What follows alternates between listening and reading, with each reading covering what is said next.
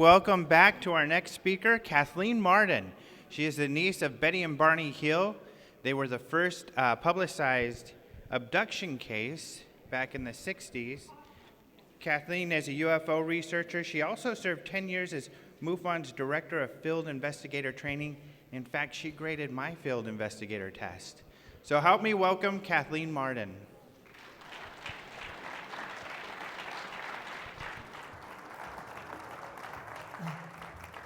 Good afternoon, and thanks for coming. I was 13 years old when my Aunt Betty Hill called my mother, her younger sister, to tell her about the close encounter that she and my uncle had had with a UFO in New Hampshire's White Mountains the previous evening. It was September 20th, 1961, that my mother received that phone call, and I was seated in the same room. Within a couple of days, my family traveled to their home in Portsmouth, New Hampshire. It was about a 20-mile drive from my house, and we heard their story. And I was able to observe some of the physical evidence. Over the years, I had the opportunity to meet most of the investigators. I was there, I was a teenager, when Betty and Barney were seeing Dr. Benjamin Simon in Boston, and when he permitted them to begin to remember what they had stated under hypnotic regression, I heard some of that information, but it had to remain confidential. And over the years, I sort of fell away from the story and from the field of ufology. I had my own career, but about 1990, my attention was drawn to some mainstream articles that appeared, and you will see excerpts from them, and also television programs that I was watching. And I was becoming confused about what was real and what was false in these productions and in these articles. I went to my Aunt Betty and I asked her if she would let me see the evidence. I wanted to investigate it for myself. I wasn't committed to the idea that they had an abduction. I wanted the chips to fall where they may. And over the next 15 years, I had the opportunity to read 40 years of investigative files, letters to and from scientists. Betty turned the abduction tapes over to me for comparative analysis, and I transcribed all of those. I was a terrible typist at that time, but I did transcribe all of the tapes, and I lined up Betty's and Barney's statements sentence by sentence for comparative analysis. And eventually, I guess I have to turn this on. Okay, here we go. Eventually, it became the book Captured, the Betty and Barney Hill UFO Experience, that I co-wrote with Stanton Friedman. Now, when I wrote the book, I had 120,000 words. My publisher set a 95,000 word limit. So I had to condense the book, and I had to eliminate some of the information.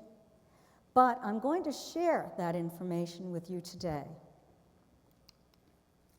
There are some simple facts about the Hill case. First of all, Betty was a social worker for the state of New Hampshire. She was born in 1919. She died in the year 2004 from lung cancer. She was a social worker for the state of New Hampshire. She had graduated from the University of New Hampshire. She was active in the civil rights movement. She was a political activist. And later in life, after she retired from her job, she became a writer and also did the UFO lecture tour. My Uncle Barney was born in Newport News, Virginia. And he was the youngest of 4 children. He worked for the Boston Post Office at the time of their encounter. He was later transferred to Portsmouth. In his lifetime, and he had a short life, he was very active in the civil rights movement. He was legal redress for the Portsmouth, New Hampshire NAACP. He served on the regional board. He was appointed by the governor of New Hampshire to serve on New Hampshire's committee for the U.S. Civil Rights Commission. He was a delegate for Lyndon Johnson's campaign, and the three of us were actually invited and attended Lyndon Johnson's inauguration. And all of this was before their story became public.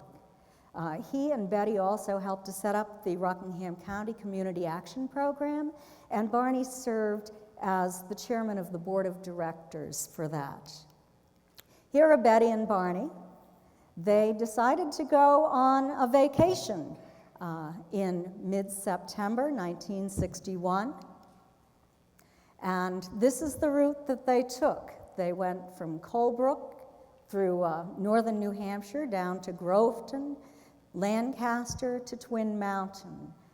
Originally, they had been in Niagara Falls and then went on to Montreal. But this is the route they took through New Hampshire. Near Lancaster, Betty's eyes were drawn to a new light in the sky. And she told Walter Webb, who was a NICAP investigator, on October 21st, 1961, the following, and I quote, "Mrs. Hill said it was brighter than the star, planet Jupiter, and seemed to be far away. The couple thought they were seeing a falling star, except for it fell upward, a plane or a satellite." Now, this is part of the report that he wrote about the first time she saw this in the sky, only a month after it occurred. Their first stop, Betty told me, in the many, many trips that we went up, we took along the close encounter route where I tape recorded her statements. She said that their first stop to actually get out of the car and look at this thing was at Twin Mountain, or just south of Twin Mountain, at the Mount Cleveland picnic area. And this is the Mount Cleveland picnic area. It was 17 miles south of Lancaster. She said that the object at that point was about a quarter the size of the moon, and it was odd-shaped. She and Barney looked at it, they got back into the car, and they drove south through Franconia Notch. This is the entrance to Franconia Notch in mid-October. They were there in mid-September. So you're seeing foliage that it was green when they went through. This is another section of the map. They went through Twin Mountain. You'll see their first stop just north of Franconia Notch, Cannon Mountain, the old man of the mountain, Franconia Notch south entrance, and the suspected abduction site. So you see it was all within a fairly small area. When they entered Franconia Notch, Betty reported that she observed the craft passing over a lighted tower that was at the top of Cannon Mountain. It's still there. It has a steady light. It's larger now than it was in 1961. They've taken down the original one and erected a larger one. She stated when the craft passed over the top of this, the light blinked out. The old man of the mountain was just on the other side of that. It fell in 2003. It was New Hampshire's state symbol. This is what he looked like. He was 48 feet from forehead to chin. And I want to mention that because Betty stated that when the craft stopped by the old man's profile, it was at least 1.5 times the length of the old man's profile. They made a second stop at the base of the old man of the mountain. This is Profile Lake. It was 6 miles south of the first stop. They got out, they looked at it with binoculars again. Barney stated that it was traveling erratically. It reminded him of a ball on a paddle bouncing back and forth. and Betty and Barney continued to watch it as they passed through Franconia Notch. They noticed that it was rotating. It seemed to be lighted on one side. It was silent, and it was becoming larger and larger. They stopped again at the Flume Gorge, and they wanted to see this craft again, but there were too many trees around, so they just drove on south.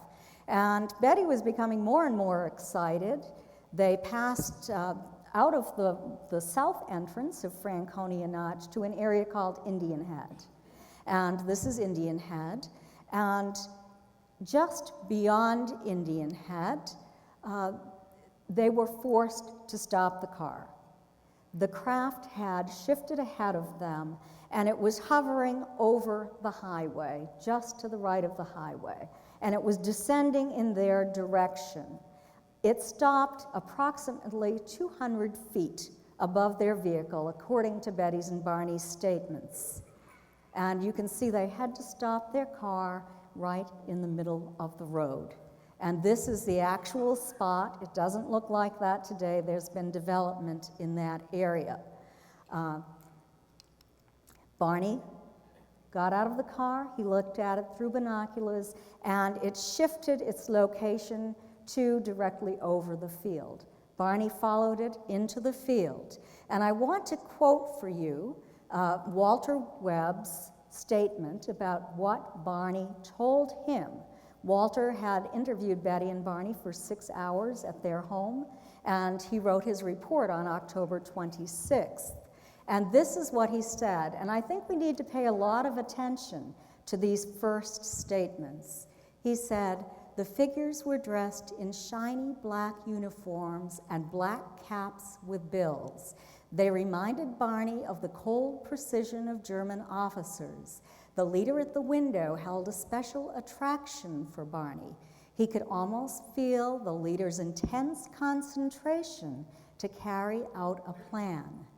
They were somehow not human." And I think that's a very important point. We have to remember that Barney described them as wearing shiny black uniforms and as being somehow not human. This was part of his conscious recall. He hadn't forgotten this. He and Betty, he returned to the car. He was frightened that he might be captured. He and Betty went speeding down Route 3, U.S. Highway Route 3, which was the major north-south route through New Hampshire in that time period. And he saw the craft shift back from the field, and he was wondering if it was over the car again. Betty rolled down the window. She looked up. She didn't see it. All she saw was blackness. But they soon heard a series of code-like beeping or buzzing sounds that seemed to be striking the trunk of their car. They didn't speak for another 30 miles. 30 miles down the road, they heard another series of code-like beeping or buzzing sounds. Sandwiched in between them, they had very few memories of what happened. They did remember a fiery orb silhouetted against some trees. They did remember encountering a roadblock, men in the road somewhere, but they didn't know where or when that occurred. And they were in the area of Ashland, Plymouth to Ashland, when this happened. After that second series of beeping or buzzing sounds, they resumed their conversation. And they drove on home. They remembered the sign in Northfield, New Hampshire, that said they were 17 miles from Concord. Then they drove the 44 miles from Concord to their home in Portsmouth, New Hampshire. And this was their home.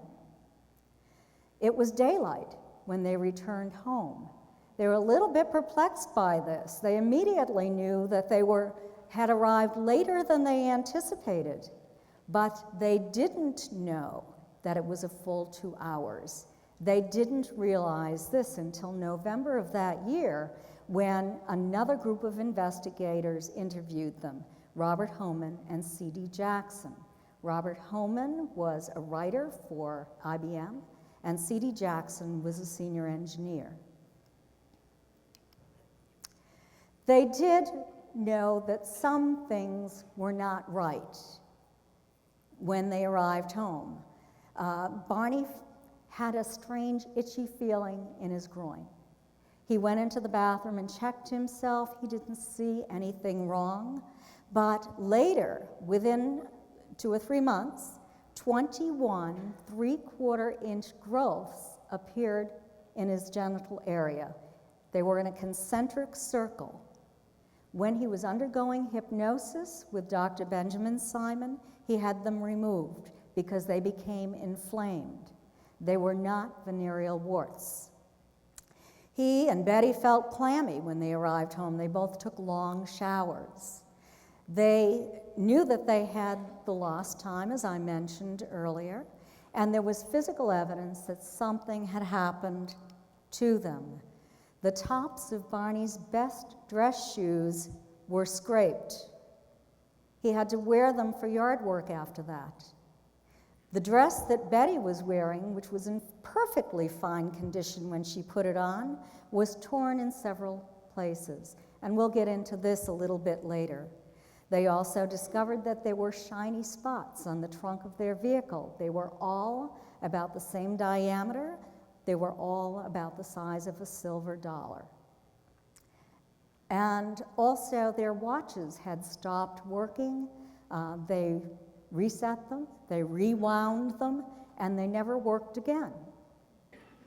Also, the binocular strap was broken, and there was vegetative debris on Barney's pants that he might have picked up in that field. They sat down, and they drew sketches of what they had observed. And you'll see a larger picture of Barney's later, but these are the sketches that they drew. They also made a report to Pease Air Force Base. This is the report, and we'll get into that later. They were curious about UFOs now, and Betty went to the Portsmouth Public Library and she checked out The Flying Saucer Conspiracy by Major Donald Kehoe, the head of NICAP. And there was an address in the back of the book, and she wrote to him and she made a report, and what you see on the right is her actual letter to him, or a copy of it anyway. And I want to quote to you from that letter because what she stated there, I think, is very important, and I think a lot of emphasis has been placed on the hypnosis, but not enough emphasis on what Betty and Barney actually recalled consciously. She wrote, "My husband and I have become immensely interested in this topic as we recently had quite a frightening experience, which does seem to differ from others of which we are aware." And of course, those others of which they were aware were from the book that she had just read. About midnight on September 20th, we were driving in a national forest area of the White Mountains in New Hampshire. This is a desolate, uninhabited area. At first, we noticed a bright object in the sky that seemed to be moving rapidly. We stopped our car and got out to observe it more closely with our binoculars. Suddenly, it reversed its flight from north to southwest and appeared to be flying in a very erratic pattern. As we continued driving and then stopping to watch it, we observed the following flight pattern. The object was spinning and appeared to be lighted only on one side, which gave it a twinkling effect. She went on.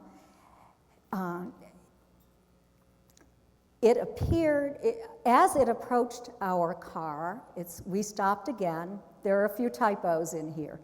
As it hovered in the sky in front of us, it appeared to be pancake in shape, ringed with windows in the front through which we could see bright blue-white lights. Suddenly, 2 red lights appeared on each side. By this time, my husband was standing in the road, watching closely. He saw wings protrude on each side, and red lights were on the wingtips. And remember, she wrote this on September 25th, 1961, only 5 days after their close encounter. This is before her dreams. As it glided closer, he was able to see inside the object, but not too closely. He did see many figures scurrying about as though they were making some hurried type of preparation. One of the figures was observing us from the windows. From the distance this was seen, the figures appeared to be about the size of a pencil. They seemed to be dressed in some type of shiny black uniform. At this point, my husband became shocked and got back in the car in a hysterical condition, laughing and repeating that they were going to capture us. He started driving the car. The motor had been left running. As we started to move, we heard several buzzing or beeping sounds which seemed to be striking the trunk of the car. She continued, "We did not observe this object leaving, but we did not see it again, although about 30 miles further south, we were again bombarded by these beeping sounds. The next day, we did make a report to an Air Force officer who seemed very interested in the wings and red lights. We did not report my husband's observation of the interior as it seemed too fantastic to be true.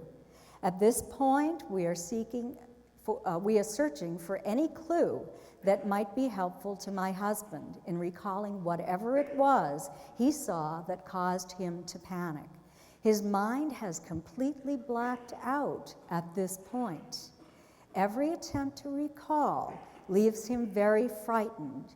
We are considering the possibility of a competent psychiatrist who uses hypnotism."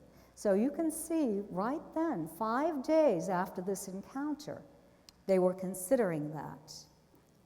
Well, 5 days after that or so, this is about 10 days to 14 days, Betty wasn't exactly sure, after their encounter with this craft, she had a series of dreams or nightmares. And they contained some information that she consciously recalled about her sighting, but it also included information about an abduction by beings on this craft. She typed these dreams out in sequential order, although they were not dreamed in sequential order, in November of 1961. Well, she was interviewed, and Barney was interviewed by Walter Webb. This is Walter Webb on October 21st, 1961. He came up from Massachusetts. He was an astronomer. He worked at the Hayden Planetarium as an astronomy lecturer. And this is the front page of the confidential report.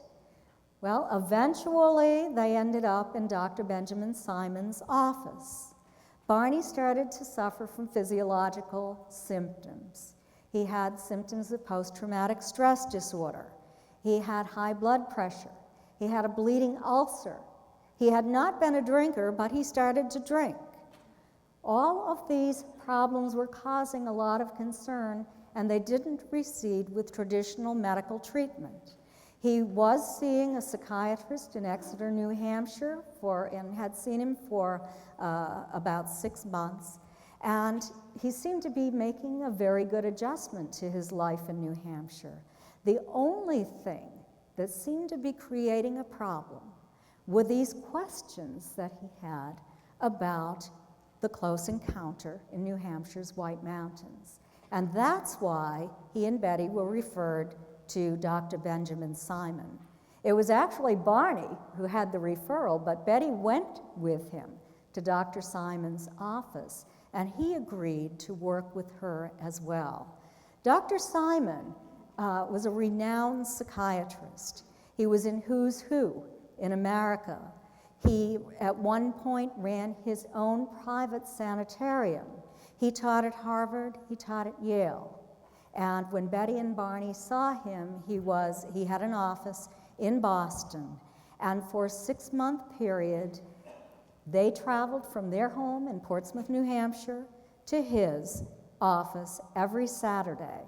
They were in separate rooms, and one was in the waiting room with loud classical music playing, while the other one was in Dr. Simon's office with him. He imposed amnesia at the end of each session, so they could not contaminate each other's information, and it was also to protect them from the intensity of emotion that as they relived this experience.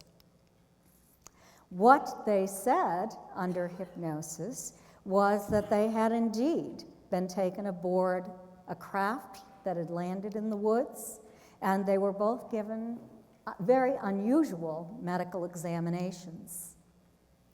All of this was supposed to remain confidential, but on October 25th, 1965, through a violation of confidentiality, their story was told in a Boston newspaper. It ran 5 nights in a row. It was the worst thing that could have possibly happened to Betty and Barney. They were afraid that they were going to lose their jobs. They were afraid they'd lose their standing in the community. They were known throughout the state for their civil rights activities. And this was a terrible thing. But they talked to the family. They came down to my house. My grandparents lived right across the street. That was Betty's parents.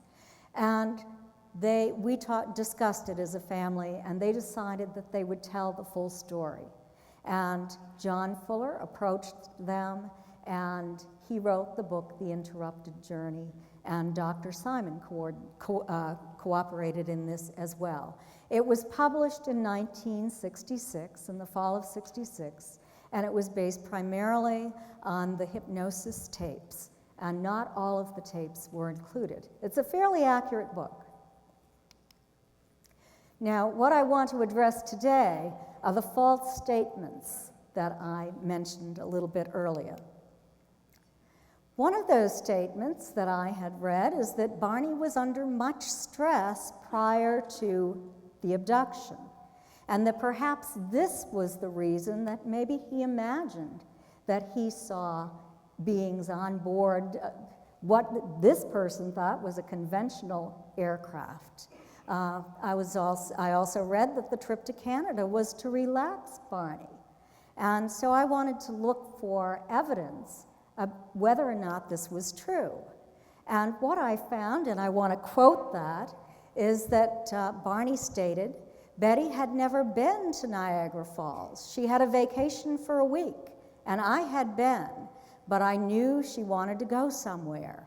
I made that decision when I was driving down to work at night, and I was thinking, I wish there was something I could do with Betty while she was off from work for a week. So we see that there's absolutely no evidence that Barney was under extreme stress at that point.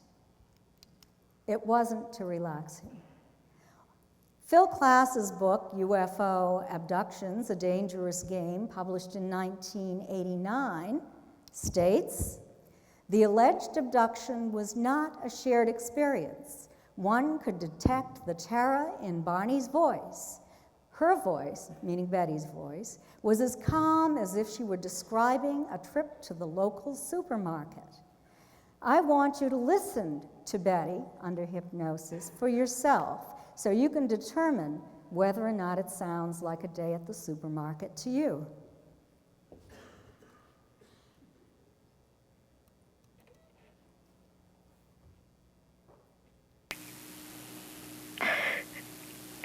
We're driving along. I don't know where we are. I don't even know how we got here. Barney and I, we've been driving, and I don't know how long, and we haven't even been talking. I just been sitting here feeling that something's going to happen. And I'm not really too afraid. Except right now I am. At that time I didn't feel afraid. Right now, but I was. I wasn't afraid. I was afraid when I saw the men on the road. I never been so afraid. In my life, she said, A trip to the supermarket? And the car motor died, the car stalled, and when they started coming up, Barney tried to start the car. He tried to start it, and you know how a motor of a car would just turn over, it won't fire? And he tried to start the car. Does it sound like a day at the supermarket to you? Doesn't to me either. This is a quote from Dr. Simon that I found on one of Betty's hypnosis tapes. At the end, he stated she showed marked agitation during the procedure that appeared to be taking place in the strange object, the apparent medical examination. Tears were running down Mrs. Hill's cheeks. Her nose was running, although she accepted a Kleenex quite readily. It was thought best to stop at this point, even though she was in the, quote, operating room, unquote, because of the degree of agitation that had ensued. Another false report that had confused me appeared in Parade magazine. It wasn't until March 7th, 1993. It was written by Carl Sagan. Are they coming for us? Now, you would think that a prominent astronomer would attempt to be as accurate as possible in his statements. That's what scientists are supposed to do. He sent a review copy to Stanton Friedman in January of 1993, a couple of months before the article appeared. And in that review copy, he stated that Betty and Barney were a childless couple. He was playing upon the idea that their description of the aliens were fetus-like. And the reason they described these is because they always wished that they had children but couldn't. He went on to say that after driving home from Canada one night, they found they seemed to have lost 2 hours. Shortly afterward, they began suffering from sleep disorders and a kind of generalized anxiety that led them eventually to Boston psychiatrist Dr. Benjamin Simon, MD. That's false. Part of it's true. They did go to Dr. Simon, but there's no mention of them even observing a craft or a light in the sky. Well, this is Stan's 12-page letter, the front cover, that he wrote back to Carl to inform him about where he had gone wrong in this long article that he wrote. And one excerpt from that letter stated, the article was well written, but seems to have been done without consulting the important literature, either abductions or the UFO problem in general. And then Stan wrote, Betty had 3 children and an earlier marriage, and Barney had 2. So the term childless couple is somewhat misleading. He also wrote, I think anybody reading this paragraph would think that Betty and Barney had no recall of seeing a UFO until after the hypnosis.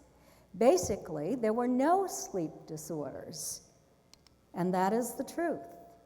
Now let's see, after Stan provided Carl with more accurate information, what Carl wrote. And I'm going to read part of this. Betty spotted a bright star-like UFO that seemed to follow them. Because Barney feared it might harm them, they left the main highway for narrow mountain roads. Now that's false too. And I want to play for you Barney's statement about why he left for a narrow mountain road. Only one.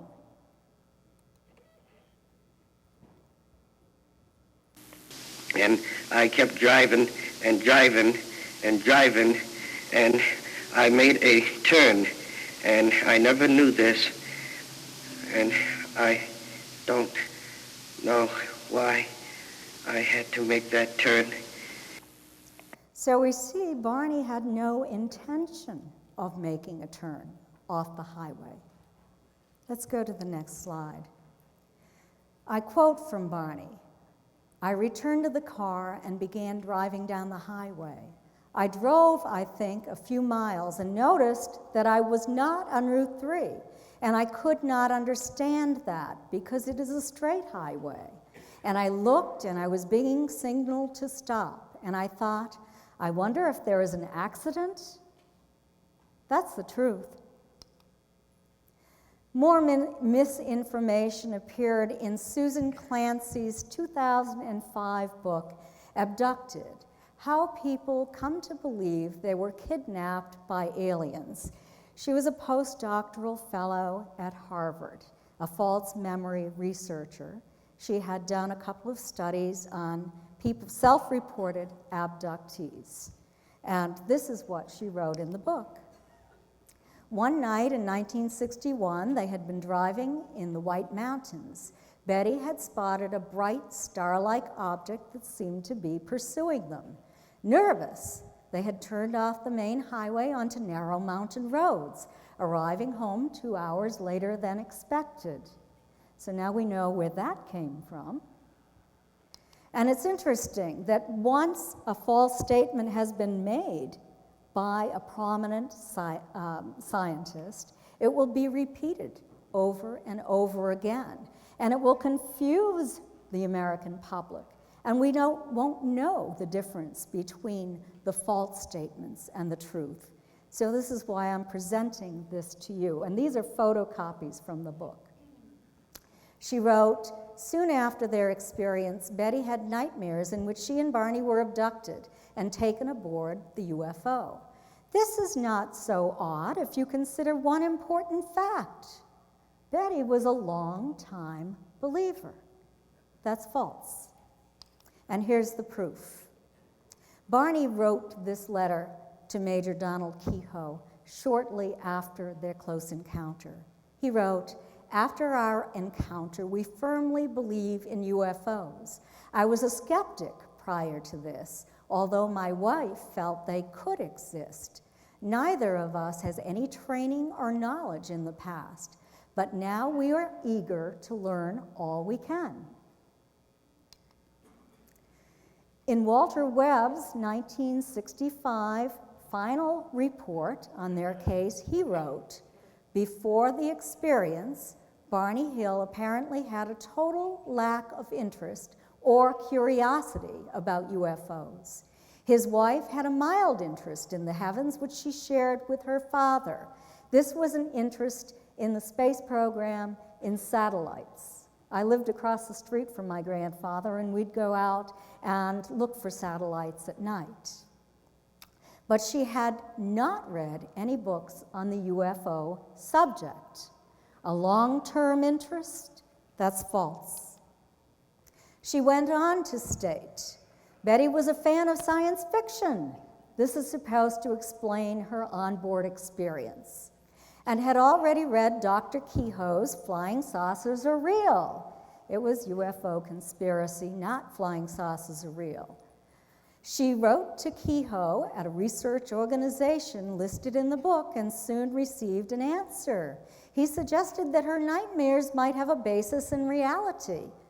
Well, first of all, the director of any UFO research organization is not going to suggest that. It's false. It was suggested to Betty later by somebody else. It was suggested to her by her supervisor, who came down to Portsmouth from the Concord, New Hampshire office once a month. They were friends, they met for dinner, and Betty told her a little bit about her dreams. She said to Betty, "Well, Betty, maybe this is significant. Maybe there is something there." She also wrote that she ought to read Coral Lorenzen's Great Flying Saucer Hoax, which included accounts of saucer-shaped UFOs that trailed cars along lonely country roads. Well, allegedly, Kehoe wrote this to Betty in 1961. Coral Lorenzen's book wasn't even published until 1962. You can look it up on the internet yourself if you want to. Susan Clancy also wrote, Betty and Barney's experiences were shared with the world in The Interrupted Journey by John Fuller, a bestseller published in 1966. That's true. One of the few statements that she made in the book that was true. But their story as presented in the book bears only a faint resemblance to the version recorded in the transcripts of their hypnosis sessions included in Fuller's book. That is false as well. I want to quote to you a statement that Dr. Simon made on the Larry Glick radio show.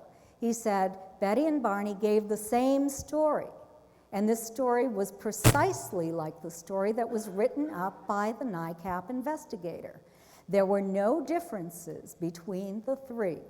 It was the same story they gave consciously. They both shared the same experience all the way. And Dr. James McDonald from the University of Arizona had visited Dr. Simon's office. He spoke to Dr. Simon. He listened to some of the hypnosis tapes, and this is what he wrote.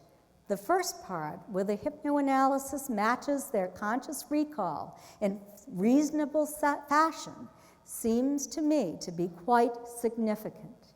So we know that this is now more false information by a psychologist, a PhD psychologist from Harvard. Why would people do this? Well, there's another statement that I want to go to now, another debunker statement. Remember, they had amnesia of all the events related to the aliens. That would include the sighting of figures in the ship using binoculars. Let's look at the evidence. The truth is in Walter Webb's report, and this is what he wrote in October of 1961, and I quote, "Looking through the binoculars, he watched in fascination as the object tilted down slightly, began descending slowly in his direction. He could see 8 to 11 figures watching him at the windows. He seemed to be standing in a corridor that encircled a central section, they seemed to be. Suddenly, there was a burst of energy. The figures scurried about, turned their backs, and acted as if they were pulling levers on the wall. One figure remained at the window. And remember, this was more than 2 years before the hypnosis sessions. This was conscious continuous recall."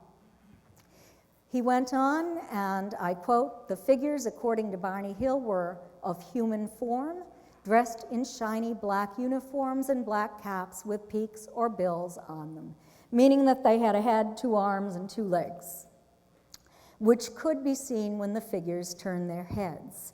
The uniforms were like glossy leather. When they were standing at the windows, he could see down to their waists. When they moved back to the wall, their legs were partly visible. The figures reminded the observer of the cold precision of German officers. They moved smoothly and efficiently. So he's talking about their movement, not their appearance. And showed no emotion except for one fellow operating a lever who Mr. Hill claims looked over his shoulder and smiled. More of Walter Webb's report, and I quote, "The approaching UFO finally filled up the entire field of binoculars. The leader at the window held a special attraction for the witness and frightened him terribly. The witness said he could almost feel the figure's intense concentration to do something, to carry out a plan. Mr. Hill believed he was going to be captured like a bug in a net. That is, when he knew it was no conventional aircraft he was observing. It was something alien and unearthly, containing beings of a superior type that were somehow not human." Because we have another typo there. It says no instead of not. And that is a photocopy of Walter Webb's report. Walter actually took this photograph of Barney in 1962. He gave me permission to use it, and I did some artwork on it to give you an idea of what Barney was looking at. This is the drawing that Barney made on September 20th, 1961, when he returned home. And what you see at the top is how it looked when it was 200 feet above their vehicle, and at the bottom is how it looked when it was about 100 feet away from Barney as it hovered over the close encounter field. Well, going on to Carl Sagan's work again, in his Cosmos series, Betty and Barney were depicted riding down Route 3 through New Hampshire's White Mountains in their vehicle. Betty was very nervously looking up at a light in the sky. They were having torrential downpours. The windshield wipers were swishing back and forth, and Betty was fooling with the knob on the radio. That is false. Well, let's take a look at what the weather conditions were on September 19, 1961. I got in touch with the chief meteorologist at the Mount Washington weather station. That's the closest weather station to Franconia Notch, and asked him to look into the archival records. And this is what he wrote back to me in an email. He said, looking back on our records from the dates in question, it appears that the 19th and 20th were both beautiful late summer days atop the rock pile. The evening and nighttime conditions for the 19th were quite tranquil. Winds were from the west at about 25 miles per hour. Visibility was 130 miles throughout the night, but dropped to 75 miles during the morning hours of the 20th. So this was from Tim Markle, the chief meteorologist. So you can see that it was not raining that night. The Air Force also put false information into their first report. This is from the first handwritten report. They stated that both radar and visual sightings were probably due to conditions resulting from a strong inversion which prevailed in the area on the morning of the sighting. So I decided that I would get in touch with some meteorologists and ask them to look into the U.S. Weather Service's archival records and to report back to me. One veteran television meteorologist wrote this statement to me. He had looked at the information with two other men with whom he had a relationship and a great deal of respect in their knowledge as well. And the three of them decided that the light east airflow that night would have caused subsidence warming, just the opposite of an inversion as claimed by the Air Force. So we see we have more lies. Well, there have also been false statements made about Betty's dress, the dress she was wearing on the night of her encounter. One skeptic wrote in the Skeptical Inquirer, the lining and zipper are torn, supposedly confirming her account of the aliens forcibly removing it from her, although a number of earthly explanations come to mind. Well, this is Betty's dress. It was in fine condition on September 19th when she put it on that morning. When she arrived home, there was a 2-inch tear in the at the top of the zipper in the fabric, and a 1-inch tear in the thick zipper fabric itself on the other side. The dress was also torn from waist to hemline, and the hem was torn down on one side. She had been riding in the passenger seat of the car throughout the day. She had gotten out to eat 3 times, and she had gotten out to observe this craft a couple of times. She had no explanation how this had happened to her dress, but she folded it, she put it in her closet, she knew it had to be repaired. The next time she took it out, there was a pink powdery substance on the dress. It had degraded the fabric. She put it on her clothesline, the pink powder blew away, but her dress was ruined. This was some physical evidence that scientists could test. Now, over the years, there were 4 chemical analyses on her dress. No one to date has ever been able to reproduce this effect on her dress. No one has been able to identify what that pink powder is or was. The most significant finding and the most thorough study was done by Phyllis Budinger, master's degree in chemistry. She worked for BP Amoco, formerly Standard Oil, for 35 years. She concluded that the stained areas were coated with a biological material of mostly protein and a small amount of natural oil. She also stated that the protein attacked the fiber and dye in the stained dress area and broke down the fiber structure. She said it came from an external source, not from Betty. More information from Robert Schaefer in the Skeptical Inquirer. He wrote, "I would expect that an item of clothing left undisturbed in a closet for 40 years would pick up all manner of interesting biological substances, from insects, spiders, mites, mold, bacteria, etc. Phyllis was interested in testing his hypothesis, so she found a dress. It was made out of the same fabric that Betty's dress was made out of. It was as old as Betty's dress. It had been hanging in a closet for 40 years. There were cats in the house, just as there were cats in Betty's home, and it exhibited none of the characteristics of Betty's dress." Phyllis concluded, and I quote, "The chemical analysis supports the abduction event." Another false statement was made about the toes of Barney's shoes, the caps on his shoes. Said that they were only slightly scuffed, that he must have done this as he was walking in the field. I want to play for you Barney's statements under hypnosis, and this gives a pretty logical explanation about how these scrapes were made on Barney's shoes.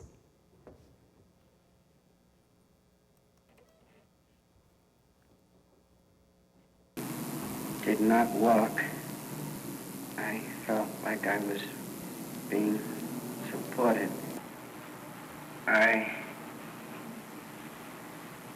felt floating, suspended,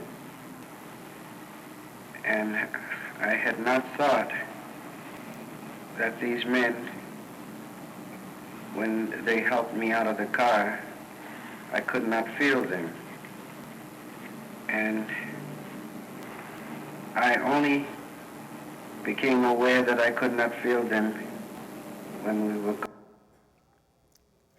And I'm going to go on, and you'll hear the rest of that. And I think I am going up a slight incline, and my feet are not bumping on the rocks. That's funny. I thought of my feet bumping on the rocks. So we can see that Barney stated that he felt like he was floating. His arms were outstretched. The only part of his body that was touching the ground, according to his statements, were the tips of his shoes. And according to this statement, it is how his shoes were scraped. Gives a pretty logical explanation. Another false statement, this has been on the internet fairly recently, is that the UFO has been identified as the light at the top of Cannon Mountain. Here's Cannon Mountain. I had talked about that earlier in the presentation. Now here's a map, and we can see at the top Twin Mountain. We can see where Cannon Mountain is. We go down to the Close Encounter Field, which is about 8 miles south of Cannon Mountain, and then the capture site. It is impossible to even see the light on top of Cannon Mountain from that Close Encounter Field, or obviously from the capture site. Another false statement made by Nigel Watson in the Skeptic report is, the compass needle moved erratically. When Betty did the test, she put the compass over those shiny spots on the trunk. But when Barney tried it, the needle acted normally. Let's listen to Barney's statement about that.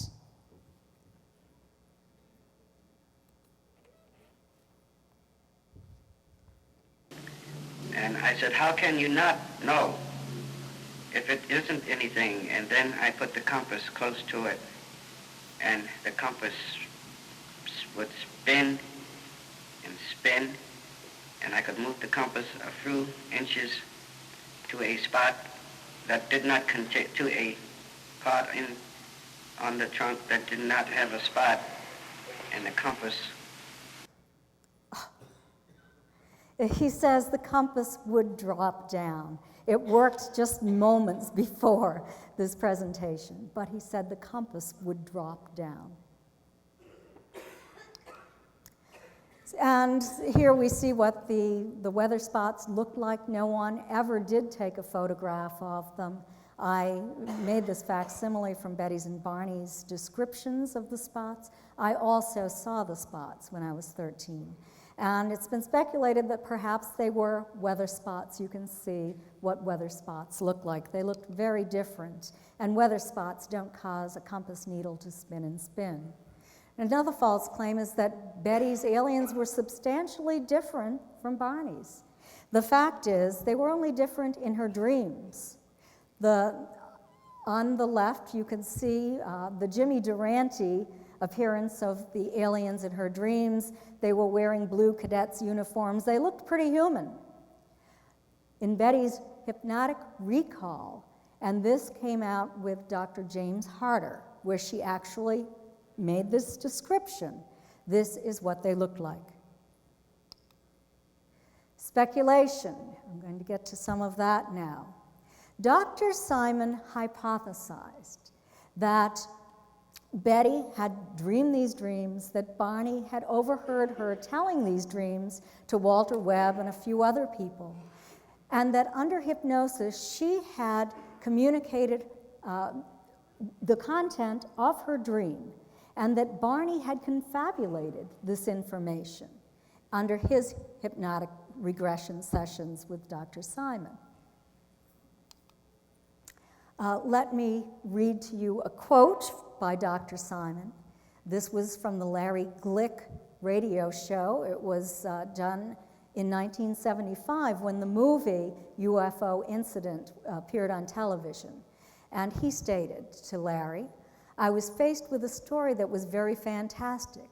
This had me in a bind, and I was now faced with certain decisions that I couldn't make them. If this were real and true, I would have to believe that these supposed people were from outer space, and we were having what everyone hopes that we'll have, and no one has proved at all, visitation from outer space." He stated, "I believed in their honesty, but this story was fantastic and unreal, and I had to accept or reject it." So we see that he rejected it, and skeptics and debunkers have picked up on this and have restated it over and over again since 1975.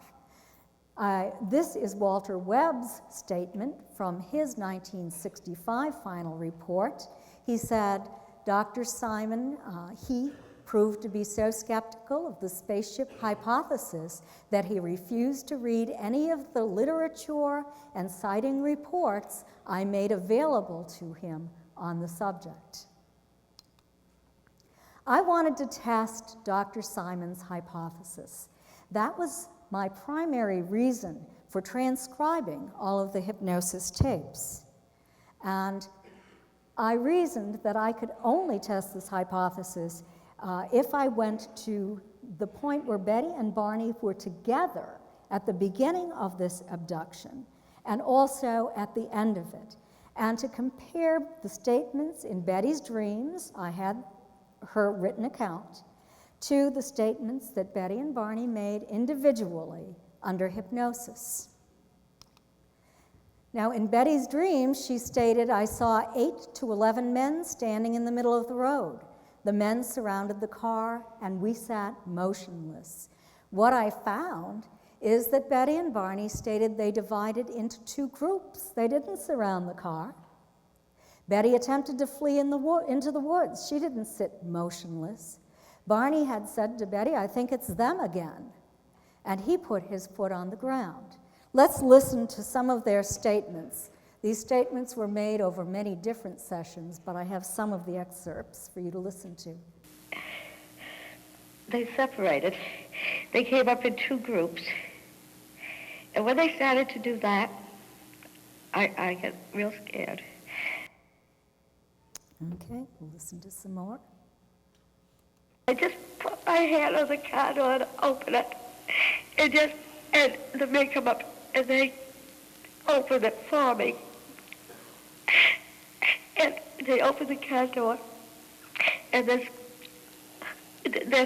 not very big men. And there's 1, 2, 3 next to me. And then there's 2 men behind us. And one man puts his hand out. I don't know what happens. And now let's listen to Barney's statement. I looked, and I was being signaled to stop. And I thought, I wonder if there's an accident. I do have my gun, and I'll put my hand on it. I saw a group of men, and they were standing in the highway, and it was brightly lit up as if it was almost daylight, but not day. It was not the kind of light of day, but it was brightly lighted, and they were coming toward me. And I had not had any warning as I had driven down this road before I suddenly saw this brightly lighted area, or the area became brightly lighted. I thought I saw a cluster of 6 men, because 3 came to me and 3 did not. So we can see that their statements were positively correlating, but were different from Betty's statements about her dreams. Now let's go to the release. In Betty's dreams, she stated that they returned to the car at the same time, and they watched the UFO leave. They hadn't gotten into the car at all. They stood by the front fender of the car, and then they entered the vehicle together. Now, what I found on the hypnosis tapes and in the transcripts was that they returned to the car separately. Barney was returned to the driver's seat, and Betty came down the path after Barney. So they didn't enter the vehicle at the same time. So this is very different from Betty's dreams. And let's listen to their statements.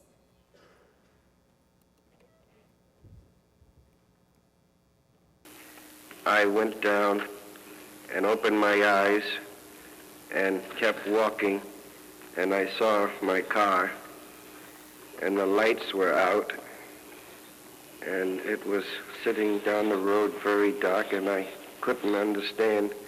I had not cut out the lights, and I opened the door and felt for Dulcie and got in, and I sat on my gun, and I took it, removed it from the seat, and put it down on the floor, and then looked up, and Betty was coming down the road,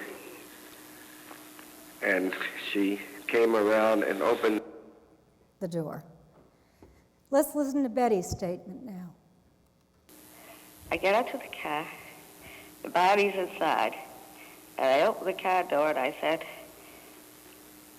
come on out and watch him leave. Your body's still in a fog, sort of, but he's got his eyes open now. So he's acting more normal. I said, come on out. And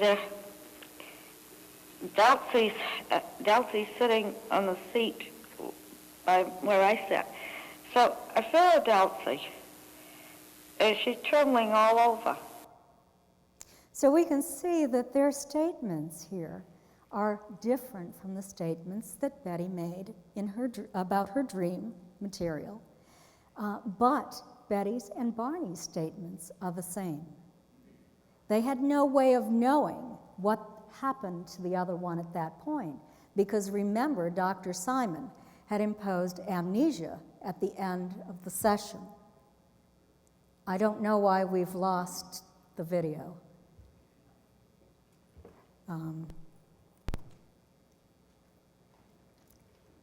We were almost done here. Can I get some help? Oh, it's unplugged. Okay. Oh. Okay. I'm plugging it in. Great. We can continue. Okay. We're going to talk about some more speculation. This was written by Martin Kottmeyer, who calls himself a skeptic. And he stated, you might have, if you know anything about the Hill case, he stated that Barney had watched the science fiction horror series The Outer Limits before his subconscious was called upon to imagine what a scary alien might look like. So let's make a comparison. This is the Bifrost Man from The Outer Limits. It aired on February 10th, 1964. Barney underwent hypnosis with Dr. Simon about 12 days later, and he described what he observed on board the craft that day. This painting, or the sketch on the right, was done by David Baker. He was the original artist who did the forensic drawings. His drawings were actually based upon his knowledge of human anatomy and not entirely upon Betty's and Barney's description. I have, in their own handwriting, their descriptions of what the ETs looked like. They said they had spindly legs, for one thing. But you can see a little bit of difference there. Let's go over that. The Bifrost Man had small human eyes inside flesh groove to the side of the head, which is of normal human proportion, and its eyes blinked. What did Betty and Barney write, or what did Barney write? He wrote, they had large slanted eyes that rounded to the sides of the head. The whites of the eyes had a yellowish cast. Blinking of the eyes was not apparent. The Bifrost Man had a crescent-shaped ridge above the mouth that descended toward the jawline, and a prominent chin and vertical ridges on the sides of the face and human lips. Barney described wide-cheeked, weak-chinned aliens with broad, flat faces, no lips, and no ridge. The Bifrost Man spoke with his mouth. He couldn't understand our language, but he said there was a universal language, and he could read everybody's eyes, and that's how he understood people regardless of what planet he was on. Barney stated there was immobility of the mouth muscle. There was a membrane either in or over the mouth opening that fluttered when these ETs spoke to each other in their own kind of humming kind of language. The Bifrost Man had shiny teeth inside a normal human mouth. Barney described no teeth and no visible tongue. The Bifrost Man wore light-colored clothing, a loose-fitting turtleneck.